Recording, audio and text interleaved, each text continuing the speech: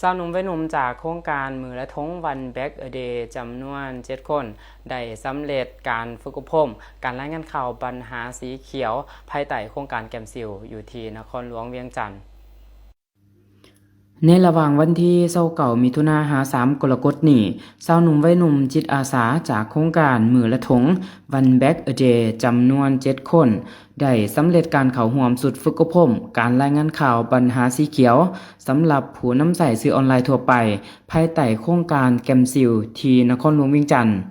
การฝึกอบรมดังกล่าวมีเป้าหมายยกระดับทักษะการผลิตสื่อด้านสิ่งแวดล้อมพร้อมทั้งเสริมสร้างความรู้เกี่ยวกับการนำใช้สื่อออนไลน์อย่างสร้างสรรค์และมีจรรยาบรรณพิธีเปิดสุดฝึกอบรมได้จัดขึ้นในวันที่29มิถุนายนโดยมีท่านสวรรครราชมนตรีประธานสมาคมนักข่าวลาวท่านนางบัวค่ำดวงปัญญาหัวหน้าโครงการแกมซิลท่านนางฮันนาบาเทลและท่านพอลเวเบอร์ต่างหน้าให้องค์การแคร์นานาศาสตร์ประจำเยอรมันพร้อมด้วยครูฝึกและผู้เขาอบรมเขาร่วมซึ่งตลอดระยะการฝึกอบรมผู้เข้าร่วมจากโครงการมือละทงวันแบ็กเดย์ได้รับการเสริมสร้างความรู้และทักษะอย่างรอบด้านประกอบมีการค้นหาแหล่งข้อมูลที่น่าเชื่อถือการถ่ายทอดประเด็นสิ่งแวดล้อมให้เข้าใจง่ายผ่าน Storytelling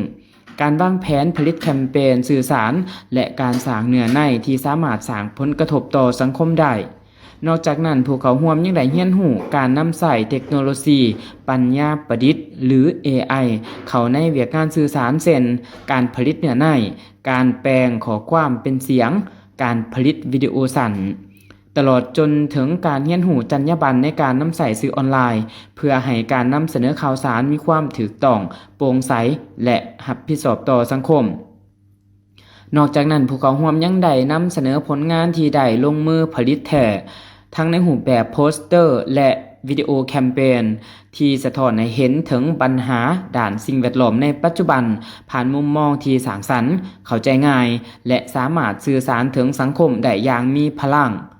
สุดฝึกอบรมครั้งนี้ยังได้เน้นใส่การสร้างความรู้ด้านจรรยาบรรณนักข่าว